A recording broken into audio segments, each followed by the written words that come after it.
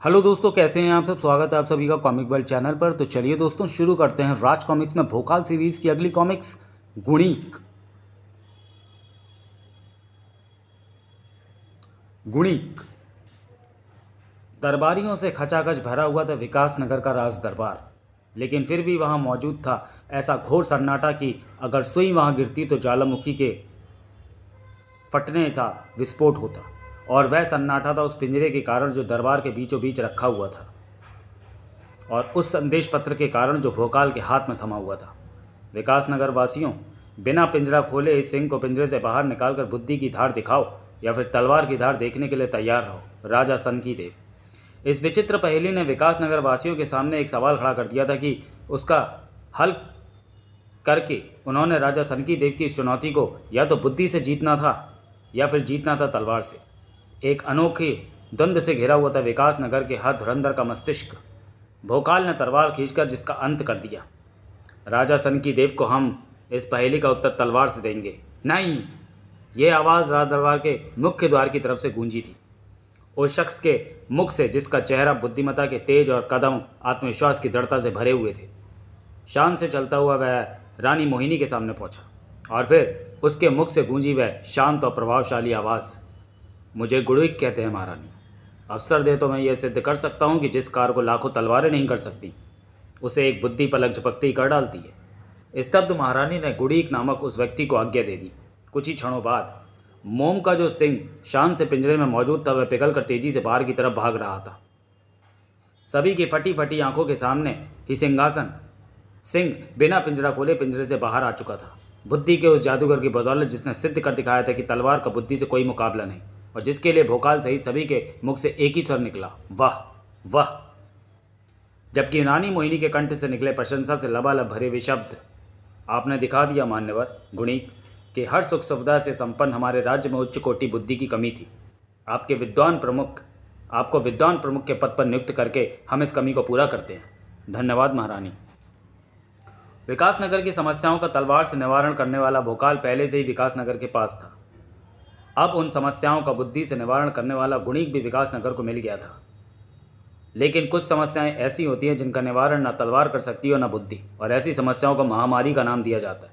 और जब महामारी आती है तो न उससे तलवार वाला बच पाता है और न बुद्धि वाला।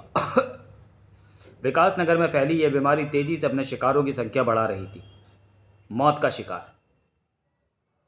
धीरे धीरे गंभीर रूप धारण करती यह समस्या राज दरबार तक जा पहुंची थी।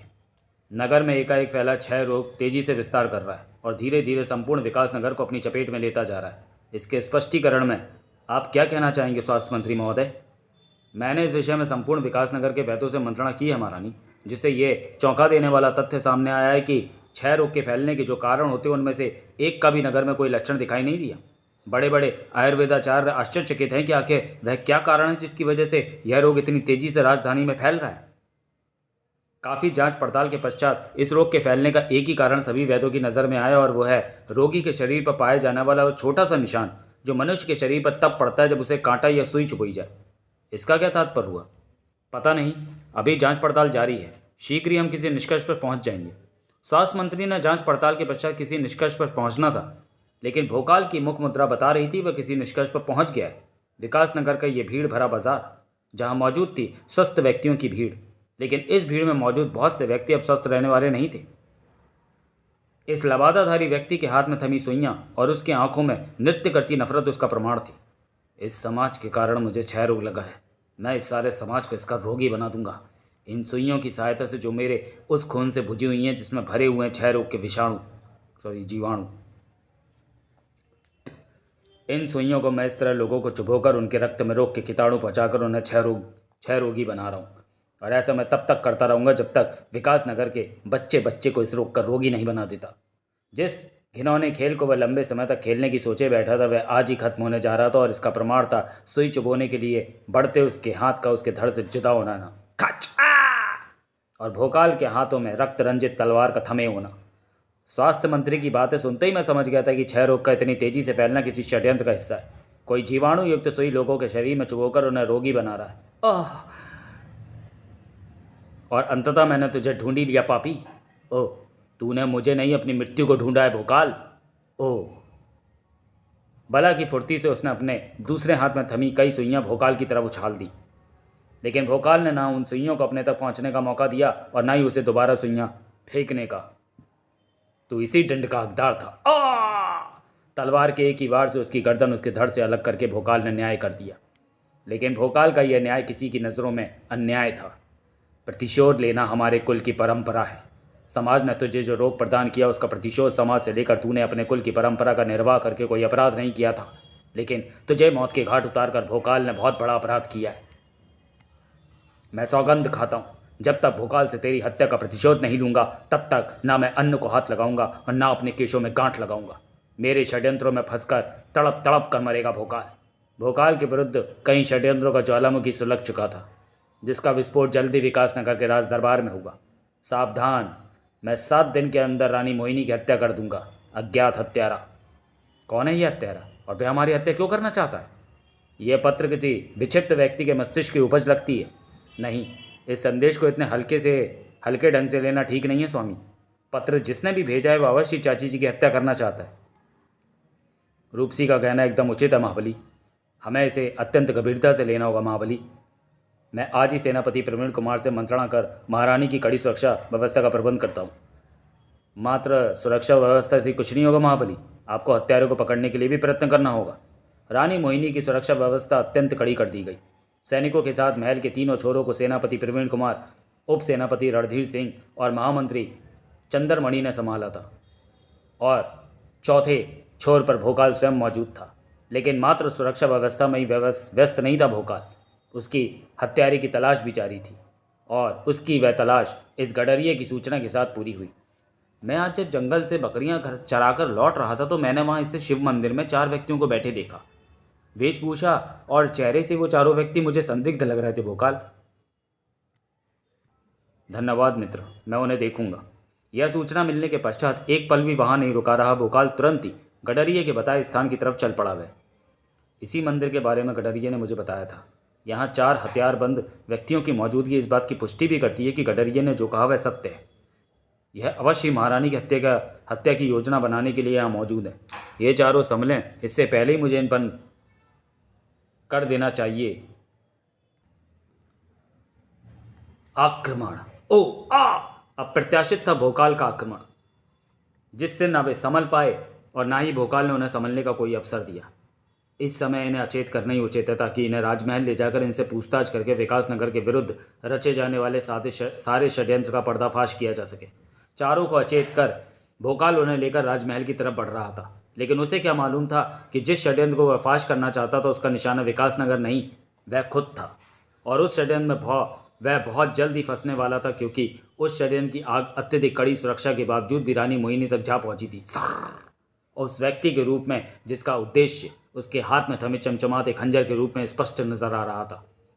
तेरी हत्या करने का जो प्रण मैंने लिया था रानी मोहिनी, उसे पूरा करने में तुझ तक आ पहुंचाऊं। जैसे ही खंजर की धार रानी के कंधे में पैवस्त हुई, वैसे ही उसके कंठ से चीख उबल पड़ी। तुरंत ही चीख की प्रतिक्रिया हुई। सेनापति प्रवीण कुमार सैनिकों के साथ वहां पहुंचा। हतप्रभ खड़े रह गए सभी, लेकिन हतप्रभ खड़े रहे नहीं, क्योंकि अगर वे खड़े ही रह जाते तो हत्यारा रानी मोहिनी को लाश बनाकर गिरा देता। रानी को शिकार बनाने आया खुद शिकार बन चुका था। यह कक्ष में पहुंचा कैसे? इस गुप्त रास्ते से। जंगल में स्थित शिव मंदिर में जाकर देखो, वहां मौजूद 4 व्यक्तियों की क्या स्थिति है। उन दुष्टों के बारे में पता करने के लिए कहीं जाने की आवश्यकता नहीं है महारानी, मैं इन्हें यहीं ले आया हूँ। इन चारों की यह दशा किसने की? मैंने। ये चारों शिव मंदिर में आपकी हत्या की योजना बनाने में व्यस्त थे, इसलिए मैं इन्हें अचेत करके यहाँ ले आया। ये तुमने उचित नहीं किया भोकाल। ये चारों उस गुप्त रास्ते की सुरक्षा हेतु शिव मंदिर में मौजूद थे, जो हमारे कक्ष से शिव मंदिर में जाकर ही खुलता है। यह हमारे अत्यंत विश्वास पात्र गुप्तचर सैनिक थे, इसलिए हमने इन्हें वहाँ तैनात किया था। लेकिन बिना कारण जाने तुमने इन्हें अचेत करके वहाँ से हटा दिया। जिसका लाभ इस हत्यारे ने उठाया वो हमारी हत्या करने यहाँ पहुँचा। भोकाल फटी फटी आंखों से हत्यारे को और सभी हैरानी से भोकाल की तरफ देख रहे थे। हर एक की दृष्टि में भोकाल के लिए प्रश्न मौजूद थे, जिन्हें तुरंत ही समझ गया भोकाल। अच्छा हुआ हत्यारे को सही समय पर समाप्त कर दिया गया। अगर वह महारानी का हित करने में सफल हो जाता तो जो प्रश्न सभी की आंखों में मौजूद हैं, मेरे लिए उनका उत्तर देना कठिन हो जाता। राज विद्वान गुड़ीक ने बोलकर शांत किया प्रश्नों के उस तूफान को। जो कुछ हुआ हमें उसे भूल जाना चाहिए महारानी। अच्छा तो यही है कि आपकी हत्या करने से पहले ही हत्यारे को मौत के घाट उतार कर यह मामला समाप्ति कर दिया गया। आप ठीक कह रहे हैं गुड़ीक महोदय। जो मामला राजमहल वालों के लिए समाप्त हो गया था वह किसी के लिए अभी शुरू ही हुआ था। ये मेरे षड्यंत्र की समाप्ति नहीं, आरंभ है भोकाल, क्योंकि अभी तो मेरे षड्यंत्रों के शिकंजे ने तुझे फंसाना आरंभ किया। इन षड्यंत्रों की समाप्ति तो तेरे जीवन की समाप्ति के साथ ही होगी, और तुझे उस समाप्ति की तरफ ले जाएगा ये पत्र, जो एक बार फिर हिलाकर रख देगा सारे राज दरबार को। रानी मोहिनी, मेरे एक प्यादे को मारकर यह मत समझ लेना कि तेरे सिर पर मंडराता मृत्यु का काला साया टल गया। 7 दिन गुजरने में अभी 3 दिन बाकी हैं, और इतने ही दिन बाकी हैं तेरे जीवन के। तुम्हारे प्राणों का शत्रु तुम्हारा वही अज्ञात हत्यारा। ओह, इसका तात्पर्य हमारी हत्या का षड्यंत्र रचने वाला अभी भी जीवित है। पहले की बात ही अब वह आप तक ना पहुंच पाए, इसका प्रबंध तुरंत करवाइए महारानी। रानी मोहिनी की सुरक्षा के प्रबंध पहले से ही अधिक कर दिए गए। रानी मोहिनी जहाँ भी जाती थी सैनिकों की एक बड़ी टुकड़ी उसकी सुरक्षा व्यवस्था देखती थी। ऐसा प्रतीत होता था जैसे विकास नगर का प्रत्येक सैनिक अपनी रानी की सुरक्षा में जुटा हुआ हो, लेकिन उसकी जरा भी नहीं चिंता नहीं थी अंधेरे में छिपे हुए षड्यंत्रकारी दिमाग के स्वामी को। लगाओ विकास नगर की संपूर्ण सेना रानी मोहिनी की सुरक्षा में लगाओ, परंतु रानी मोहिनी पर जो प्राणघातक आक्रमण होने वाला है उसे कोई नहीं रोक सकता। अब षड्यंत्र के जाल में पूरी तरह फंस जाएगा भोकाल। इधर भोकाल, महारानी की वर्षगांठ के उपलक्ष्य में आज सायं महारानी का विकास नगर के समस्त निवासियों के बीच नागरिक अभिनंदन किया जाना है। आज हमें इसका विशेष ध्यान रखना होगा कि कोई भी संदिग्ध व्यक्ति महारानी के पास ना पहुंच पाए। चिंता ना करें महाबली, मैंने सारा प्रबंध कर लिया है।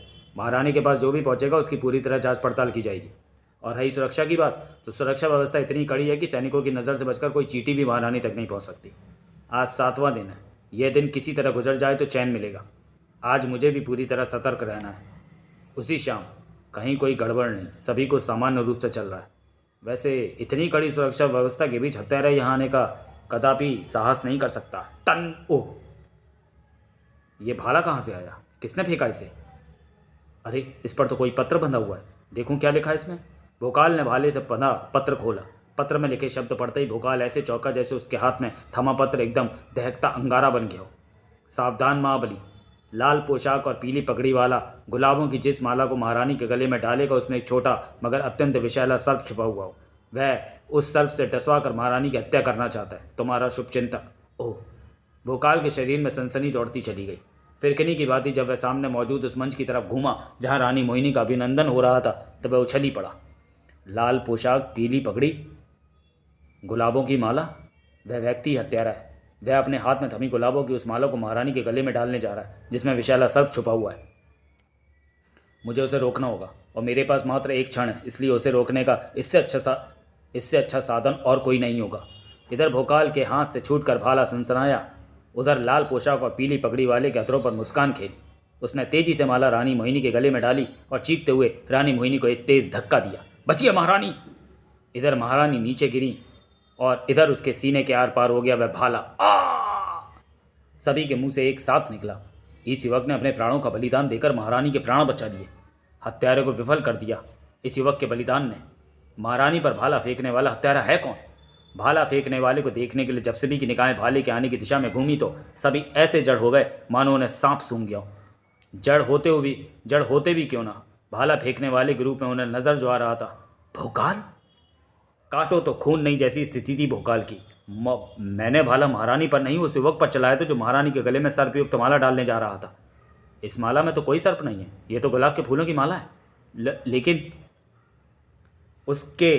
का जवाब उसकी बेगुनाही का प्रमाण उस कागज पर से भी मिट चुका था। ये पत्र उसके हाथ में फड़फड़ा रहा था, कोरा कागज, और अवाक से फड़फड़ा रहे थे उसके होंठ जिन पर कोई जवाब मौजूद नहीं था। अब भोकाल अपनी सफाई में कुछ कह पाता उससे पहले ही सिंह की बाती गरज उठी रानी मोहिनी। खामोश! एक बलिदानी का अपमान मत करो। समस्त प्रजा ने देखा इस मृतक ने अपने प्राण गंवाकर हमारे प्राण बचाए। हमारी हत्या का प्रयास करने वाला अज्ञात हत्यारा भोकाल ही है। बंदी बना लिया जाए इसे। स्तब्ध खड़े रह गए भोकाल को सैनिकों ने पलक झपकते ही बंदी बना लिया। इसी के साथ मानो सारी प्रजा चीख पड़ी, हत्यारे भोकाल को फांसी दो, हत्यारा भोकाल मुर्दाबाद मुर्दाबाद। और यही चाहता था वह जिसके हलक से वहशी ठहाकों का तूफान उबल रहा था। मेरे षड्यंत्र के जाल में आज पूरी तरह फंस गया भोकाल। अपने लाख प्रयत्नों के बाद भी वह अपने आप को निर्दोष सिद्ध नहीं कर सकता। भोकाल को अपने षड्यंत्र में फंसाने के लिए मैंने अपने 2 प्रिय पुत्रों को खोया है, एक रानी मोहिनी के कक्ष में और एक नागरिक अभिनंदन स्थल पर। इसलिए मुझे भोकाल के साथ साथ उसके 2 प्रियों के भी प्राण चाहिए। ऐसा होगा तभी मेरे पुत्रों की आत्माओं को शांति मिलेगी, तभी हमारे कुल की परंपरा की रक्षा हो सकेगी और तभी लगेगी घुड़ीक की शिखा में गांठ। हा हा हा हा हा। क्या वह अपने षड्यंत्रों से भोकाल को फांसी दिलवा पाया? और भोकाल के वे 2 प्रियजन कौन कौन से थे जो अब उस षड्यंत्रकारी के षड्यंत्र का शिकार बनने जा रहे थे? जानने के लिए पढ़ें फांसी दो भोकाल को। तो चलिए दोस्तों, वीडियो को यहीं समाप्त करते हैं और मिलते हैं भोकाल सीरीज़ की अगली कॉमिक्स फांसी दो भोकाल को। तब तक के लिए धन्यवाद।